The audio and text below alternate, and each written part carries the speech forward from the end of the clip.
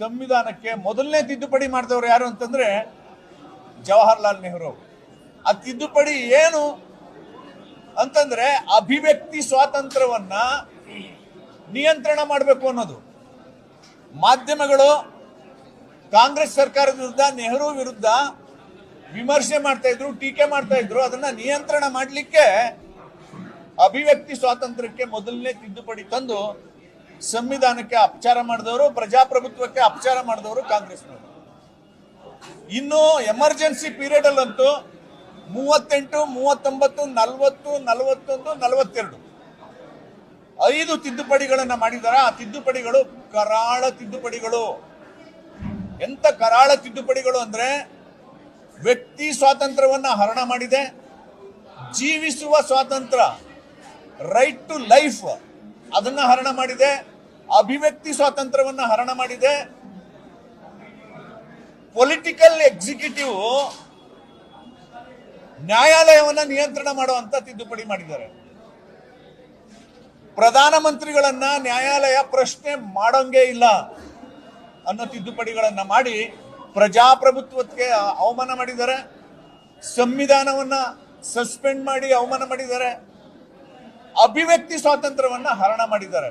21 ತಿಂಗಳುಗಳ ಕಾಲ ಸಂವಿಧಾನವನ್ನೇ ಸಸ್ಪೆಂಡ್ ಮಾಡಿದಂತ ಕಾಂಗ್ರೆಸ್ ಇವತ್ತು ಪ್ರಜಾಪ್ರಭುತ್ವದ ಬಗ್ಗೆ, ಸಂವಿಧಾನದ ಬಗ್ಗೆ ಮಾತಾಡ್ತಾ ಇದ್ದಾರೆ. ಇದಿಷ್ಟು ಸತ್ಯಗಳನ್ನ ಬಿಡಿಸಿ ಬಿಡಿಸಿ ಜನರ ಮುಂದೆ ಹೇಳ್ತಾ ಇದ್ದೀವಿ. ಈಗ 3ನೇ ಹಂತದ ಕಾರ್ಯಕ್ರಮಕ್ಕೆ ನಾವು ಬಂದಿದ್ದೀವಿ. ಅದೇನು ಅಂತಂದ್ರೆ ಜನವರಿ 26ಕ್ಕೆ ಒಂದು ಹಂತದ ಈ ಸಂವಿಧಾನ ಸನ್ಮಾನ ಅಭಿಯಾನ ಮುಕ್ತಾಯ ಆಗ್ತಾ ಇದೆ. ಅಷ್ಟರೊಳಗಡೆ ಜನವರಿ 25ನೇ ತಾರೀಕು ಒಳಗಡೆ ಭೀಮ ಸಂಗಮ ಅಂತ ಒಂದು ಕಾರ್ಯಕ್ರಮ ಮಾಡ್ತಾ ಇದ್ದೀವಿ.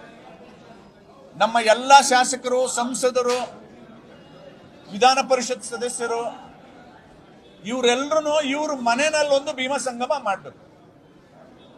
ಇವ್ರ ಮನೆಗೆ SC, ST, OBC ಬಂಧುಗಳನ್ನ ಕರೆದು ಅವ್ರನ್ನ ಗೌರವಿಸ್ಬೇಕು, ಸನ್ಮಾನ ಮಾಡಬೇಕು. ಅಲ್ಲಿ ಸಂವಿಧಾನಕ್ಕೆ ಗೌರವ ಕೊಟ್ಟಿದ್ದು ಯಾರು, ಸಂವಿಧಾನಕ್ಕೆ ಅವಮಾನ ಮಾಡಿದ್ದು ಯಾರು ಅಂತ ನಾವು ಜನರಿಗೆ ತಿಳಿಸುವಂತ ಕೆಲಸವನ್ನ ಮಾಡ್ತಾ ಇದ್ದೀವಿ. ಇದು ಮೊದಲನೇ ಕಾರ್ಯಕ್ರಮ.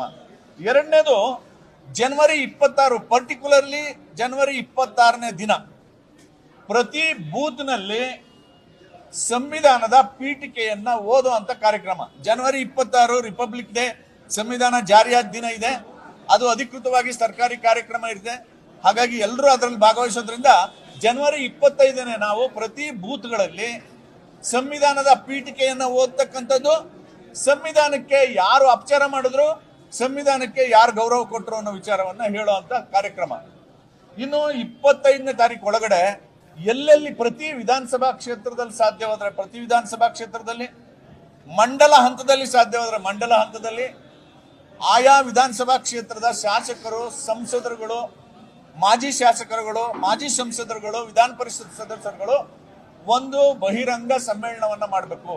ಆ ಬಹಿರಂಗ ಸಮ್ಮೇಳನವನ್ನ ಸಾಧ್ಯವಾದಷ್ಟು SC, STಗಳ ಜನನಿಬಿಡ ಪ್ರದೇಶದಲ್ಲಿ ಮಾಡಬೇಕು ಅಂತ ಈ 3 ತೀರ್ಮಾನಗಳನ್ನ ಮಾಡಿದ್ದೀವಿ. ಬಂಧುಗಳೇ, ಇದರ ಉದ್ದೇಶ ಏನು ಅಂದ್ರೆ ಸುಳ್ಳು ಊರೆಲ್ಲ ಸುತ್ತಾ ಇದೆಯಲ್ಲ, ಸತ್ಯ ಮನೆಯಿಂದ ಆಚೆ ಬಂದು ಇವತ್ತು ಜನರ ಮುಂದೆ ಹೇಳಲಿಕ್ಕೆ ಹಾಕೊಂಡಿರ್ತಕ್ಕಂಥ ಅಭಿಯಾನ.